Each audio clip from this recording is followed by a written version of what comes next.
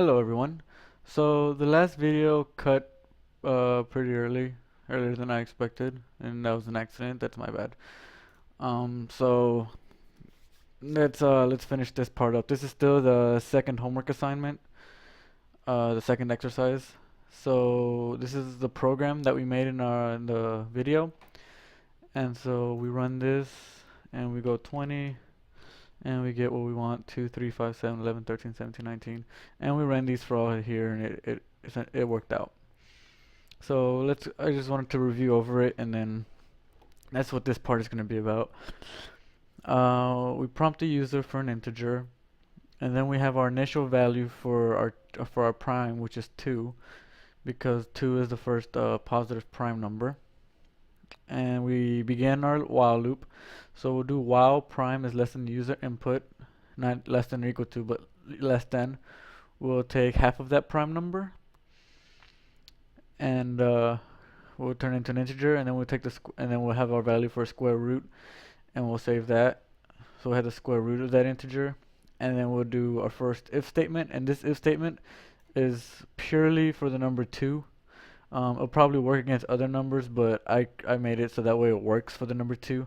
So if the prime divisor by half of itself equals 0, then check to see if half of itself is 1, and if it is, then print that number, and the only number that could work for is 2.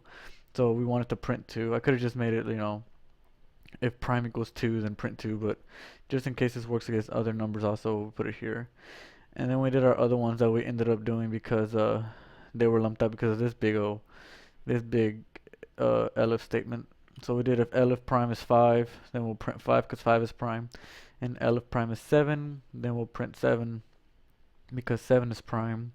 And then here's our gold mine of statements is if the prime if the divisor if prime has no remainder after being divided by half of itself, or has a remainder and has a remainder by square root of itself, and is not divisible by 3, divisible by 5, divisible by 7, and divisible by 9, then we print that number. And this will work. This is basically this is our statement that'll work the entire way.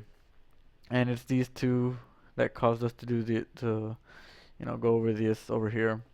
And then we increment our prime number all the way up to the value of the user input.